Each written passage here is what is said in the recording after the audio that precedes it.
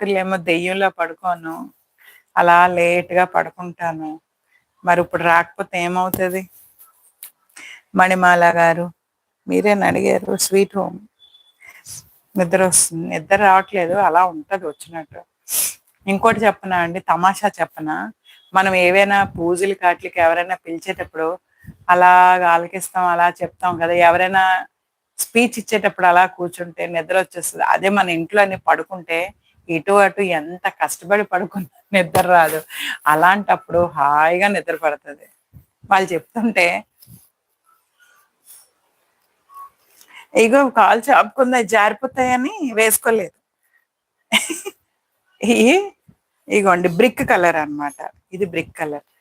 ఎవరైనా స్పీచ్ ఇచ్చేటప్పుడు ఒక మహాభారతం గాని, గుళ్ళో పంతులు గారు ఏదైనా చెప్పేటప్పుడు గాని, లేదా ఎవరైనా ఏదైనా చెప్పేటప్పుడు గాని, మనకి ఎలా తెలుసా?